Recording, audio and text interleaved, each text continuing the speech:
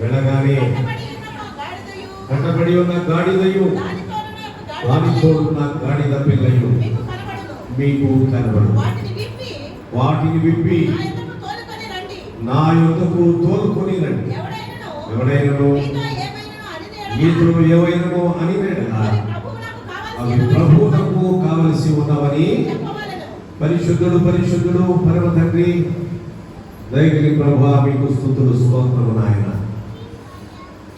సార్వత్రిక క్రైస్తవ ప్రపంచం ఆత్మ సత్యములతో ఆరాధించుచుండగా మేము కూడా వారితో కలుసుకుని నీ నామమును ఘనపరచడానికి మీరు మాకు అనుగ్రహించిన సమయాన్ని బట్టి మిమ్మల్ని స్తుతిస్తున్నాం. మా మధ్యలో మీ వినికిడిలో చదవబడిన లేఖనం ద్వారా మీరు మాతో మాట్లాడటం కొనసాగించమని మమ్మల్ని మీ పాదములకు సమర్పించుకుంటూ ప్రార్థన యేసు నామములో అడిగి వేడుచున్నాం తండ్రి.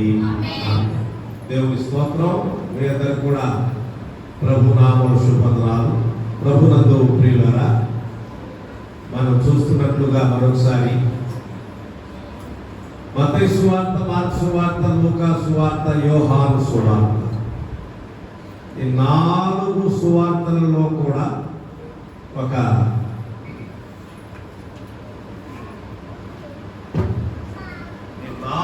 సువార్తలలో కూడా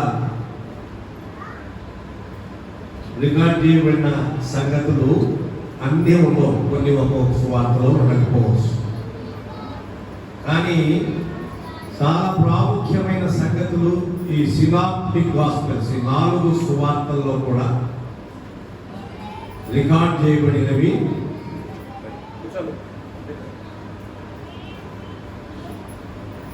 ఉంటాయి.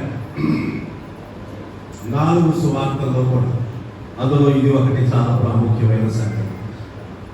మనం చదువుతున్నట్లుగా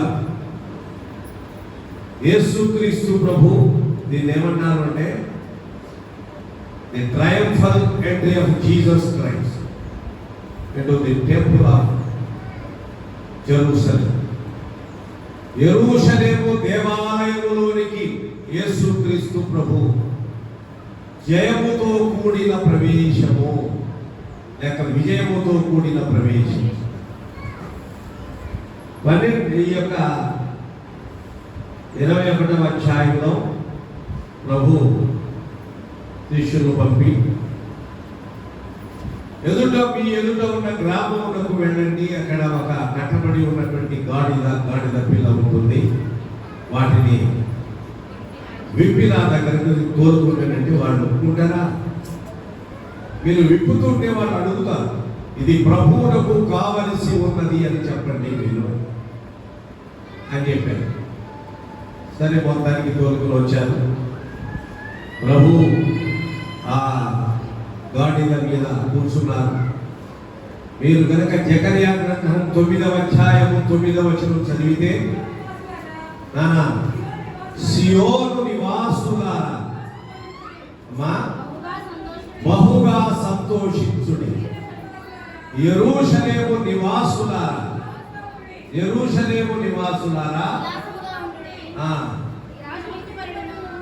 ఈ రాజు నీతిపరుడును రక్షణ గలవాడును గాడిద పిల్లను ఎక్కి అది జకర్యా గ్రంథంలో రాయబడిన మాట ప్రకారంగా ఆ ప్రవచనము ఇక్కడ నెరవేర్పు జరుగుతూ ఉంది. రాజు సాధారణంగా గుర్రం మీద వస్తాడు. రాజు ఎప్పుడు గుర్రం మీద వస్తాడు. ఈ రాజు గాడిద మీద వస్తాడు. విచిత్రంగా ఉంటాయి బైబిల్లో సంగతులు, బైబిల్లో సంఘటనలు. మనం అనుకున్నట్లుగా బయట లౌకిక సంబంధమైన సర్వసాధారణమైన సంగతులతో సమానంగా ఉండవు, కొంచెం విడ్డూరంగా కనబడతాయి. అవును, మరి రాజన్నాక గుర్రం మీద వస్తాడు కదా, ఈరేంటి గాడిద మీద వస్తారు. గాడిద భారవాహక పశువు పిల్లైన గాడిద. గాడిద మీద ఎవరు వస్తారు?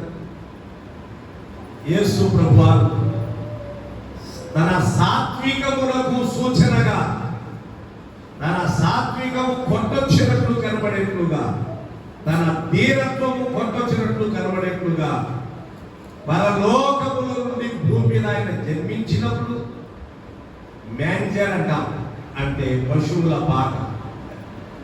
అక్కడ కూడా ఆయన పశువుల పాకలో ఆయన జన్మించారు. రాజా సౌధములో, రాజగృహములో జన్మించలేదు. ఆయన ఎదుగుతూ వచ్చినటువంటి శరీరానికి ఆయన ఎదుగుతూ వచ్చిన సందర్భం, ఆయన చర్యలు ఇవన్నీ ఆశ్చర్యంగా కనబడతాయి. తర్వాత ఇప్పుడు తన 3.5 సంవత్సరాల ఆఖరి బహిరంగ పరిచర్యలో యేసుక్రీస్తు ప్రభు ఓ చోటు నుండి ఓ చోటికి, ఓ చోటు నుండి ఓ చోటికి ఆయన ప్రయాణం చేస్తున్నప్పుడు కాలినడకన ప్రయాణం చేశారు. పడవ ఎక్కి యువతలు చౌతల ఒడ్డుకు వెళ్ళడం ప్రయాణం చేశారు. ఆ 3.5 సంవత్సరాల కాలంలో ఎక్కడ గుర్రం ఎక్కి ప్రయాణం చేసేట్టు కనబడాలి. అది కూడా చెప్తున్నాను. 3.5 సంవత్సరాల యేసుక్రీస్తు ప్రభు యొక్క ప్రయాణాల్లో ఆయన గుర్రం ఎక్కి ప్రయాణం చేయలేదు.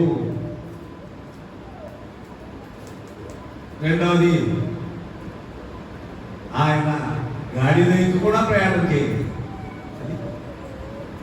ఇప్పుడు మాత్రము ఆయన యెరూషలేము దేవాలయంలోనికి ఆయన గాడిద మీద కూర్చుని వస్తున్నారు. గాడిద వస్తుంటే ఇప్పుడు అందరూ కూడా, పిల్లలు పెద్దవాడు అందరూ బట్టలు తీసుకుని వచ్చి, పువ్వులు తీసుకుని వచ్చి, దావీదు కుమారునికి జయము జయము, ప్రభువు పేరిట వచ్చువాడు స్తుతింపబడుగాక అని ఆయన్ని స్తుతిస్తున్నారు. పిల్లలు మొదలుకొని పెద్దవాడు వరకు కేకలు పెడుతున్నారు. వ్రాయబడిన ప్రవచనం ప్రకారంగా నెరవేర్పు జరుగుతూ ఉన్నది. అయితే ప్రభునందు ప్రియులారా, యేసుక్రీస్తు ప్రభు సాత్వికుడుగా, అందుకనే మత్తయి సువార్త 11వ అధ్యాయం 28వ వచనం ప్రకారముగా ప్రయాసపడి భారం మోసుకొనుచున్న సమస్తమైన వారులారా నా యొద్దకు రండి, నేను మీకు విశ్రాంతి కలుగజేతును. నేను సాత్వికుడను, దీన మనస్సు గలవాడను గనుక మీ మీద నా కాడి ఎత్తుకొని నా యొక్క అప్పుడు మీ ప్రాణములకు విశ్రాంతి దొరుకును. కాబట్టి ఆయన ధీరత్వము కలిగినటువంటి వాడు.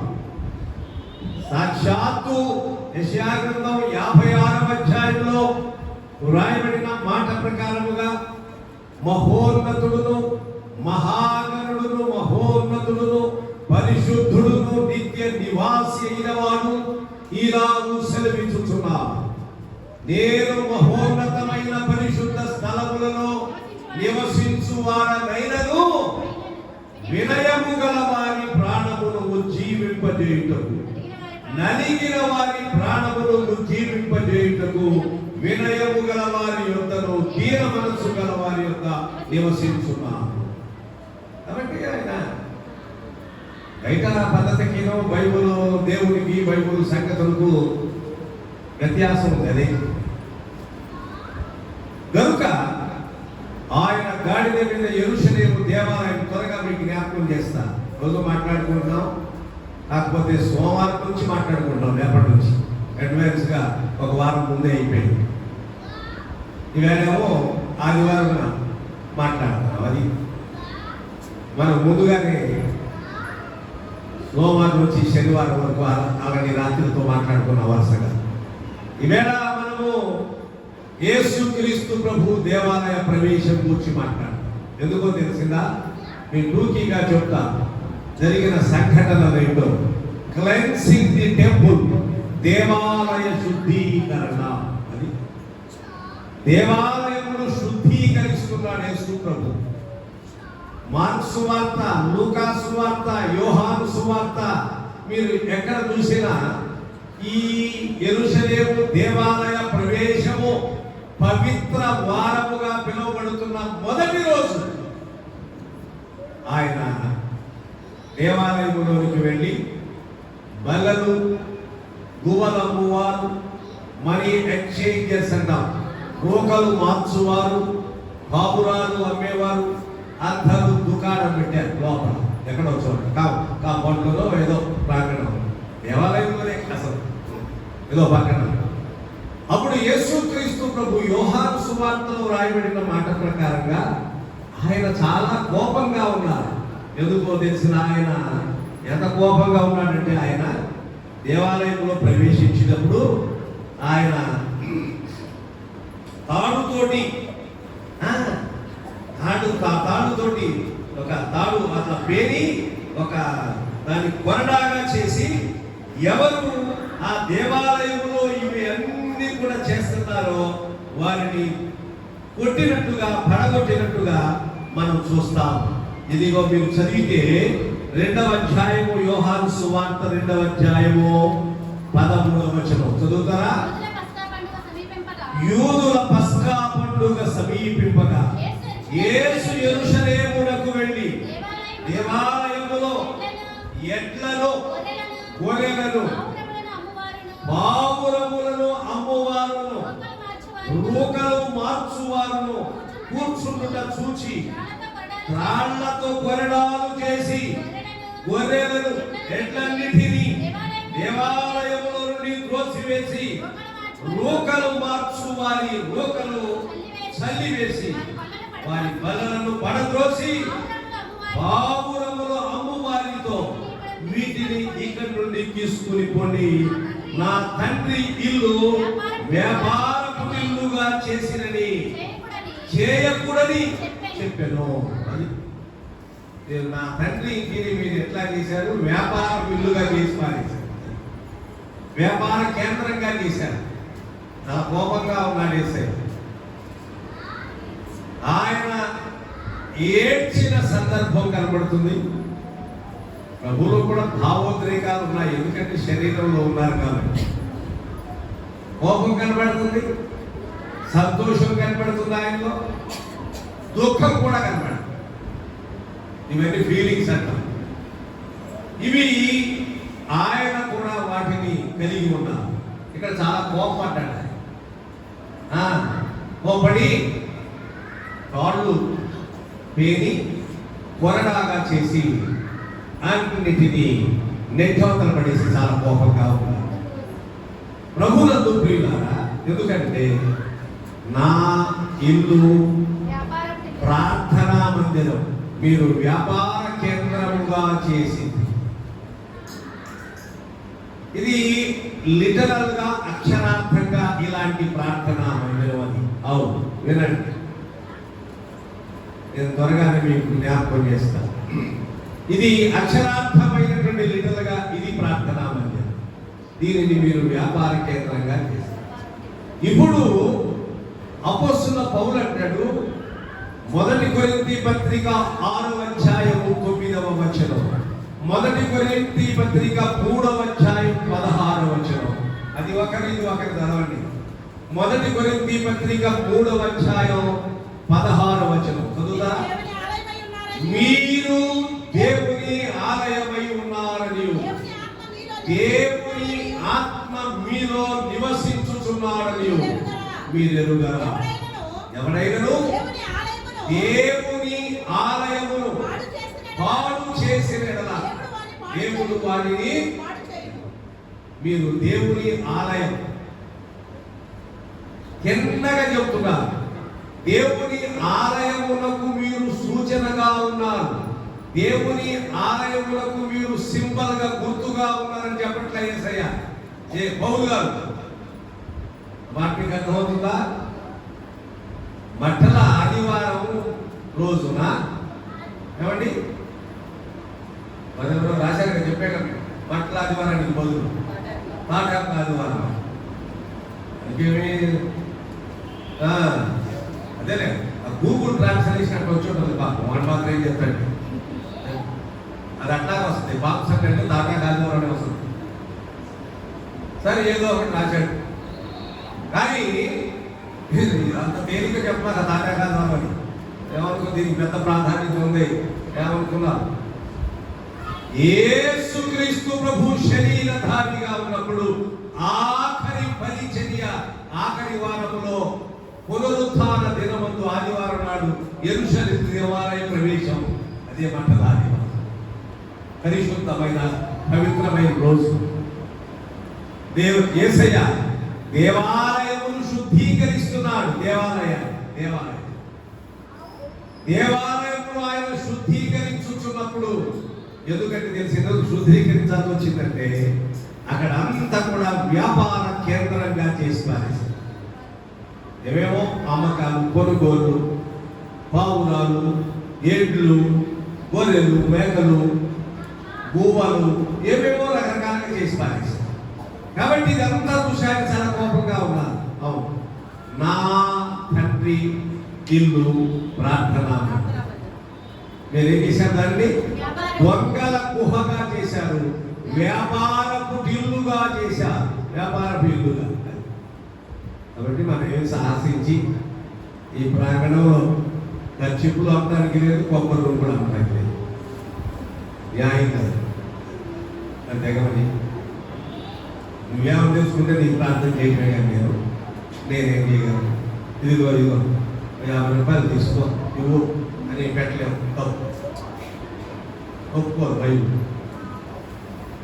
కాబట్టి న్యాయంగా పాపం పడ్డారు. వేస్తారు త్వరగా జ్ఞాపకం చేస్తారు. క్లెన్సింగ్ ది టెంపుల్, దేవాలయాన్ని ఆయన శుద్ధీకరించాడు. ఓలేమంటాడు ఈ మాటని? ఆయన నిజంగా ఈ దేవాలయాన్ని, భౌతికంగా ఉన్నటువంటి దేవాలయం యేసుక్రీస్తు ప్రభు ప్రవేశించి అందులో ఉన్న సమస్తమైనటువంటి అస్తవ్యస్తంగా దొరుకుతున్న ప్రార్థనలకు బదులుగా ఏమేమో దొరుకుతున్నాయి, వ్యాపారం జరుగుతున్నాయి, అర్పణలు జరుగుతున్నాయి, బదులు జరుగుతూ ఉన్నాయి. దాని దగ్గర కోపం వచ్చింది. పౌలు దీన్ని ఏమన్నాడు తెలిసిందా? నూతన నిబంధన ప్రకారం 6వ అధ్యాయం 19, 1 కొరింథీ పత్రిక 6వ అధ్యాయం. మీ దేహము దేవుని వలన మీకు అనుగ్రహింపబడి మీలో ఉన్న పరిశుద్ధాత్మకు ఆలయమై ఉన్నదని మీరు ఎరుగరా? మీరు మీ సొత్తుగా విలువ పెట్టి కొనబడిన వారు కనుక మీ దేహముతో దేవుని, అది ఇప్పుడు చెప్పండి. అక్కడేమో దేవాలయంలో ఉన్న జరుగుతున్నాయన్నీ కూడా బాగు చేశాడు యేసయ్య. పౌలు గారు ఏమన్నాడు తెలిసిందా? అసలు మీరే దేవాలయం, దేహము దేవుని, దేహమే దేవుని ఆలయము, దేవుడే అందు వసించు, దేహమే దేవుని ఆలయము, దేవుడే అందు వసించు, మోహము నాకిక తావు లేదు, మోసగించకు లోకాన్ని, ఎక్కడున్నది నీ మనసు, ఎలా ఉన్నది నీ హృదయం, ఏమి చేస్తున్నది నీ కనులో, ఎక్కడున్నది నీ మనసు, ఎలా ఉన్నది నీ హృదయం, ఏమి చేస్తున్నది నీ కనులో, అదుపులేని మనసు, ప్రాకారము లేని పురము, అదుపులేని మనసు, ప్రాకారము లేని పురము, ప్రార్థన లేని జీవితం కాదది యేసుకు నిలయం, కాదది యేసుకు నిలయం, ఎక్కడున్నది నీ మనసు, ఎలా ఉన్నది నీ హృదయం, ఏమి చేస్తున్నది నీ కనులు.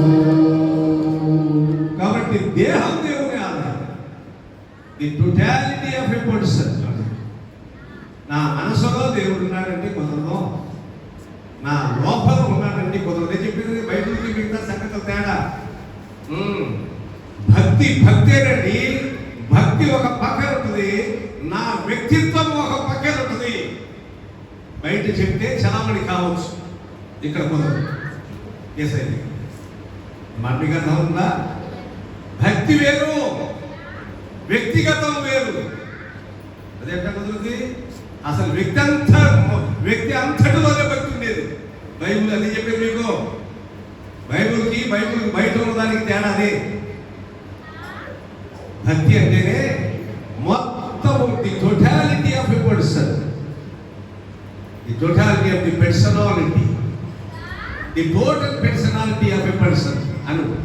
బాగా తప్పులేదు, మనిషి అంతా కలిపే.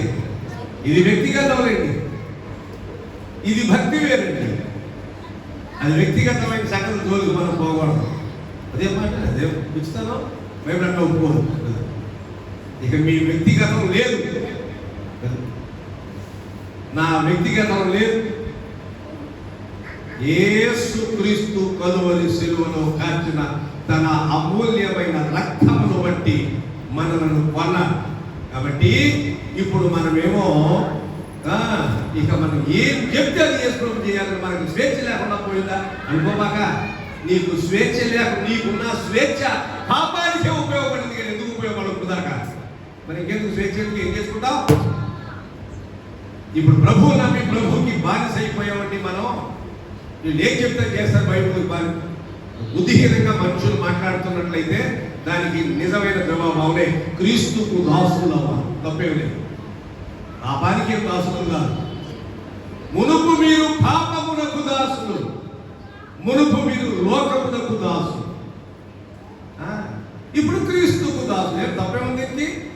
ఆయన దాసులు అయితే పాడైపోవు, లోకానికి దాసులు అయితే పాడైపోతాం. పాపములకు దాసులు అయితే పాడైపోతాడు మనిషి. ఒకడు దేని చేత జయింపబడునో దానికి దాసుడు. ఒక దురభ్యాసం, దురలవాటు ఏదైతే ఉందో శరీర కార్యాలు, దానికి దానిస్తుడు బానిస అయిపోతే దానివల్ల పాడైపోతాడు అంతే. దేవునికి దాసులు ఉన్నాడు, యేసయ్యకి దాసు. తప్పే మాట. ఆయన దాసులు అయితే నీకు వచ్చిన నష్టమే లేదు. అంత పెద్ద మాట నాకు నచ్చలేదంటావా? వాడికి నచ్చదు. తెలియనోడికి అది నచ్చదు ఈ మాట. బైబిల్లో కూర్చి తెలియని వాడికి నచ్చదు ఈ మాట. అమ్మో బైబిల్కి దాసులు అయిపోయాడు అని పెద్ద మాటలు నీకు కనబడుతుంది. ఎంత బంగారం మాట. మనకేం తెలుసు? తెలియనోడికి, బుద్ధిహీనుడు. తెలిసిన వారికి అర్థమవుతాం. అర్థమవుతుందా? త్వరగా చెప్తా. యేసుక్రీస్తు ప్రభు క్లెన్సింగ్ ది టెంపుల్, దేవాలయం శుద్ధీకరించారు. అవునంటున్నాడు, ఆ దేవాలయం నీవు మనమే. ఆయన దేహము దేవుని ఆలయము, దేవుడు అందులో నివాసము చేయు. కాబట్టి దేహాన్ని ఎవరు పాడు చేస్తే, అది చదవండి. మొదటి కొరింథీ పత్రిక 3:16 చదవండి. 3:16 చదవండి అమ్మా. ఎవడైనను ఈ యొక్క ఆలయమును, దేవుని ఆలయమును పాడు చేసిన ఎడల దేవుడు వారిని, మరి ఈ దేవాలయము ఇది దేవుడు ఎరిగిన తర్వాత దీన్ని పాడు చేస్తే దేవుడు వారిని పాడు చేయదు. ఎవరైనా సరే, ఒక సాధారణమైన విశ్వాసి కావచ్చు, ఒక అసాధారణమైన విశ్వాసి కావచ్చు. అసాధారణమైన విశ్వాసులు ఎవరు ఉండలేదు, సాధారణమైన విశ్వాసులు వెళ్తాం. అనన్యమైన అసాధారణమైన విశ్వాసమే ఉండదు. అందరికీ విశ్వాసం. గొప్ప విశ్వాసం అంటే ఏంటంటే, గొప్ప విశ్వాసం అనే మాటకు అర్థం ఏంటంటే, నువ్వు అన్నిటిలో నిలబడటమే గొప్ప విశ్వాసం. శోధనలో నిలబడటమే గొప్ప విశ్వాసం. నా విశ్వాసం ఏంటంటే, దీనికి కొత్త పేరు ఏదన్నా పెట్టుకోవాలంటే అంటే కుదరదు. పెట్టుకో. అర్థమైందండి? నా విశ్వాసం ఒక యూనిక్ ఫెయిత్ అంటారా? కాబట్టి భక్తులు ఉన్నారు, చాలా మంది బైబిల్ కాలంలో భక్తులు ఉన్నారు, ఈ కాలంలో కూడా భక్తులు ఉంటారు, ఎప్పుడూ ఉంటారు. వారు తమ అసాధారణమైనటువంటి విశ్వాసం కూడా ఎక్కడో చోట ఫెయిల్యూర్ కనబడుతూ వచ్చింది. మనుషులు కాబట్టి ఎక్కడో చోట ఫెయిల్యూర్ కనబడుతూ వచ్చింది, ఎక్కడో చోట ఓటమి కనబడుతుంది మానవ మాతృడు కాబట్టి మనిషి అన్నాక ఇంతే లేండి అనుకుంటాను కాదు. ఎంత అసాధారణమైన విశ్వాసమైన ఓటమి తప్పదు అనుకుని దానిని హెచ్చరికగా తీసుకుని జాగ్రత్తగా ఉంటాడు. దావీదు గురించి చెప్పవలసి వచ్చినప్పుడు ఒక మాట చెప్పాల్సి వచ్చింది ప్రతిసారి. ఏం తెలిసిందా? దావీదు గురించి వాక్యం ప్రస్తావన చేయబడినప్పుడల్లా ఏమో తెలిసిందా? ఈ దావీదు అనేటువంటి ఇతడు ఉరయ్య భార్య యందు తప్ప మరి ఎక్కడను అతడు తప్పిదము పాపము చేసిన వాడు కాదు. ఆ మాట ఎందుకు చెప్పాల్సి వచ్చింది? అది కాదు, ఒక ఉరియా భార్య విషయములో తప్ప అతడు యథార్థముగా నా ఎదుట నడుచుకోలేడు.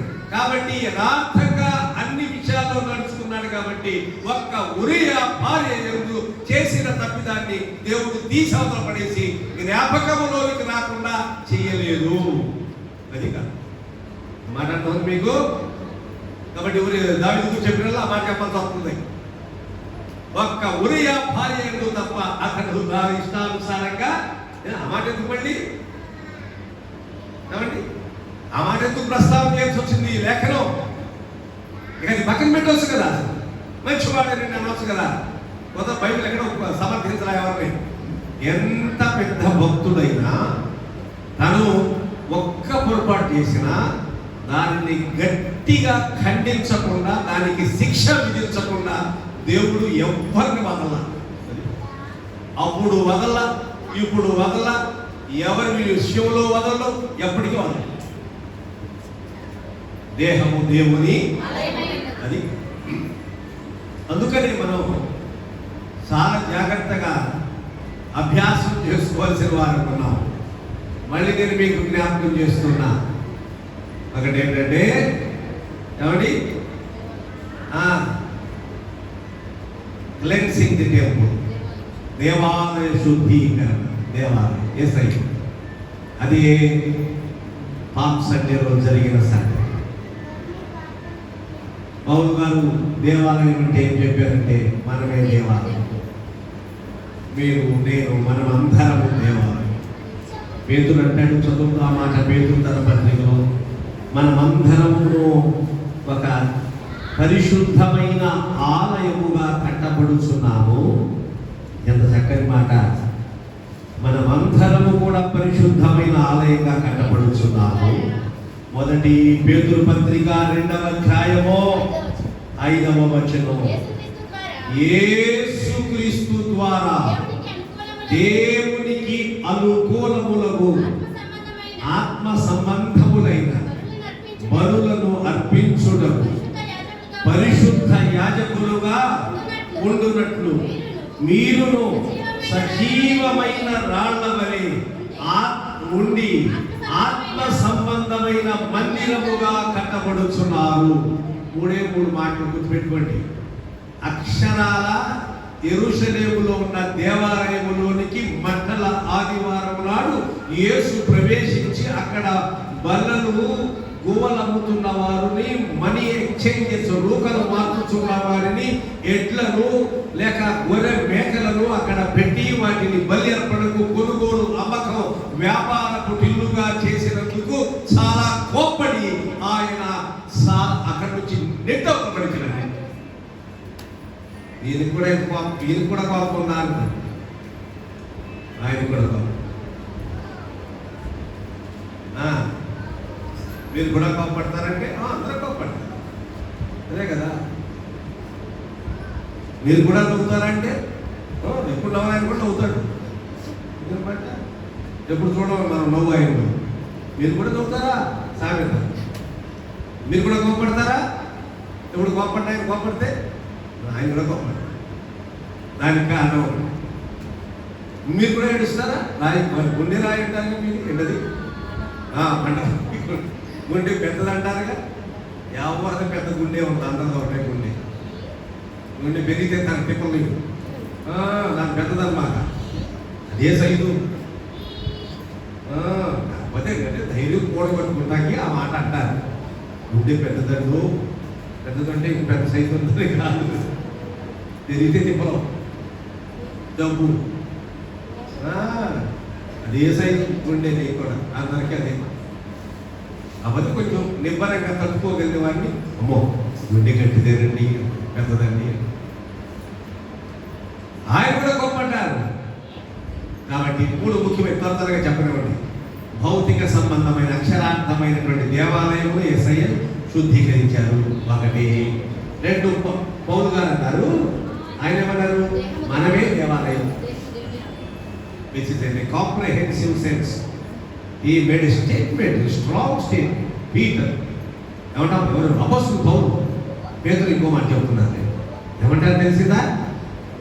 ఒక సమగ్రంగా ఒక స్టేట్మెంట్ చెప్పాడు. ఎవరో పౌలు, మనమే ఆయన ఇల్లు, మనమే ఆయన దేవాలయం, మనమే ఆయన మందిరం, మనమే ఆయన మందిరం అని చెప్పారు ప్రభుత్వం. మూడవది ఇప్పుడు చదువుతున్నాను పేతురు రాసిన పత్రికలో. అక్కడ ఏమన్నాడు, మనమందరము కూడా సజీవమైన రాళ్ల వలె ఆత్మ సంబంధమైన మందిరం. ఇదొకటి, ఆత్మ సంబంధమైన మందిరం. మళ్ళీ ఆశ్చర్యంగా లేదు, లిటరల్ గా అక్షరార్థంగానేమో ఇదిగో దేవాలయం, యెరూషలేము దేవాలయం. పౌలు గారు చెప్పింది ఏం తెలిసిందా? అది కూడా లిటరల్ గానే, ఆత్మ సంబంధంగా ఏం కాదు. దానికి మీరు సూచనగా ఉన్నారు దేవాలయములకు అని చెప్పదా? కాంప్రిహెన్సివ్ స్టేట్మెంట్ అది. అంటే మీది ఆలయం, అంటే మీరు ఆలయములకు సూచనగా ఉన్నదని చెప్పలా. మీరు ఆలయం, అది కూడా అంతే. కానీ ఇప్పుడు చదువుతున్నామే ఇది సింబలైజ్, అది కాదు. పేతురు చెప్పాడు, ఆత్మ సంబంధమైన మందిరముగా. ఇది పోలిక, ఇది సింబలైజ్. మనమందరము ఆత్మ సంబంధమైన మందిరముగా కట్టబడుతున్నాం. యేసయ్య తిన్నగా దేవాలయంలోకి వెళ్ళారు, బాగు చేశారు. అక్కడ ఉన్న వాటిని శుద్ధీకరించారు.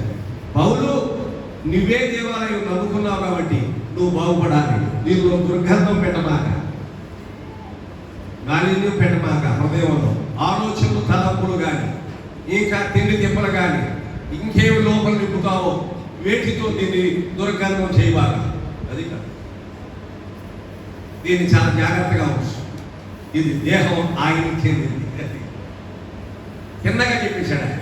మూడవది, ఇది ఒక సింబలైజింగ్ గా కనపడదు. పేతురు చెప్పింది, మనమందరము కూడా ఆత్మ సంబంధమైన మందిరముగా సజీవమైన రాళ్ళ వలె కట్టబడుచున్నాం. ఇది పాము సండే యొక్క సందేశం. ప్రభునందు ప్రియులారా, మనమందరం కూడా ప్రభువుని ఎరిగిన వారముగా దేవుని కొరకు బలమైన సాక్షులుగా ఉన్నారు. మనమే ఆయన ఇల్లు. దీంట్లో అస్తవ్యస్తంగా సామాన్లు పెట్టాలి. చాలా జాగ్రత్తగా. ఇది మనమందరము ఆత్మ సంబంధమైన దేవాలయంగా కట్టబడుతుంది. ఇంటిలో ఏం చేస్తారు, ఎక్కడ పెట్టాల్సింది అక్కడ పెడతారు, జాగ్రత్తగా పెడతారు. హృదయంలో ఈ దేవాలయం అయితే, దేవాలయంలో ఎక్కడ ఏముండాలి, దేవాలయంలో ఏముంటుంది అసలు, ఏముంటుంది అసలు లెక్క. పాత నిబంధన ప్రకారం దేవాలయం ప్రకారం ఏముంటుంది, ఏమండి, మందసం, దాంట్లో రొట్టెలు ఉంటాయి, ఏమండి, ధర్మశాస్త్రం ఉంటుంది, 2 రాతి పలకలు ఉంటాయి, అవునా? కాబట్టి ఇది దేవాలయం. దీంట్లో దేవుని స్తుతించి ఆరాధించేటువంటి మందసం, బలిపీఠం పెట్టు. ఒకే ఒక మాట చెప్తా ముగించాం. 26వ కీర్తన 27వ కీర్తన 2 చోట్ల ఒక పదం ఉంది. ఏమిటో తెలిసిందా? 26వ కీర్తనలో కూడా ఇలాంటి మాట మనం చదువుతున్నాం. 26వ కీర్తనలో ఏమంటాడు? దేవా, నేను నీ బలిపీఠము చుట్టూ నేను ప్రదక్షిణము చేశాను. చదవండి ఆ మాట. దావీదు కీర్తనది 26వ కీర్తన. నేను నీ బలిపి, అక్కడ నేను నీకు 6వ చరణం 26:6, నిర్దోషినని నా చేతులు కడుగుకొందును యెహోవా, నీ బలిపీఠం చుట్టూ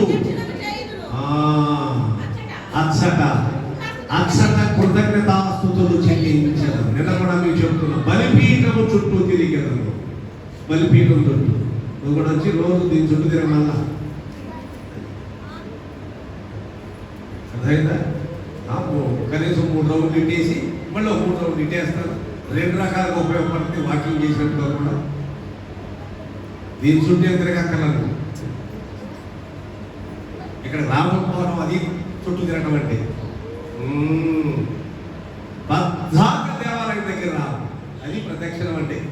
ప్రదక్షిణం అంటే దీని చుట్టూ తిరగడం కాదు. ఇంకో మాట అంటాడు, ఇదే 27వ కీర్తన 4వ వచనం చదువునానా. యెహోవా యొద్ద ఒక్క వరం అడిగి తిని దానిని నేను వెతుకుచున్నాను. యెహోవా ప్రసన్నతను చూచుటకును ఆయన ఆలయములో ధ్యానించుటకును నా జీవిత కాలమంతయు నేను యెహోవా మందిరములో నివసింపగోరుచున్నాను. చూసారా? ఆయన మందిరములో నివసింపగోరుచున్నాను. ఇప్పుడు చెప్పండి, ఆయన మందిరం ఒకవేళ మనం అందరం ఆరాధించడానికి ఇది ఒక మందిరం. ఆయన ప్రత్యేక ప్రార్థన చేస్తాం. రెండవది, ఆయన మందిరం నువ్వే. ఆయన మందిరం మనమందరం ఒక్కొక్క రాయి, సజీవమైన రాయి, ఒక పెద్ద ఆత్మ సంబంధమైన దేవాలయముగా కట్టబడుతుంది. 3 స్టెప్స్, 3 దశలు. పునరుద్ధారముతో ప్రభువులతో ప్రియులారా, ప్రభు అనుగ్రహించిన సమయాన్ని బట్టి ఆయన స్తుతిస్తున్నాం, ఆయన ఆరాధిస్తున్నాం. కనుక ఆయన రాకడ కొరకు మనం సిద్ధపరచబడాలి. భయంకరమైన దినాల్లో ఉన్నాం. ఈ యొక్క పామ్ సండే శుభములు మీకు తెలియజేస్తూ దేవుడు ఈ పవిత్ర వారముగా ముందే ధ్యానిస్తూ వచ్చామే. ఆ పవిత్ర వారముగా పరిగణించబడుతున్న, లెక్కించబడిన బైబిల్ పరిభాషలో లేకపోతే క్రైస్తవ పరిభాషలో ఇది హోలీ వీక్గా పిలువబడిపోతుండగా రేపటి నుంచి మనము ఎక్కడున్నా, ఒకవేళ చర్చిలో ఇప్పటికే కలుసుకున్నాం, ఆ వారం కలుసుకోపోయిన వాళ్ళకి తెలిసేదేమి లేదు, మనం చేయగలిగిందేమి లేదు. కాబట్టి అలాగే పవిత్రమైన వారముగా మనమే ప్రభువుని స్తుతిస్తూ ఆరాధిస్తూ ఆ యొక్క గుడ్ ఫ్రైడే కొరకు మనము ఈస్టర్ దినం కొరకు సిద్ధపరచబడుదుగాక. ఆమేన్. ఆమేన్. ప్రార్థన చేద్దాం. ఒకరు ప్రార్థన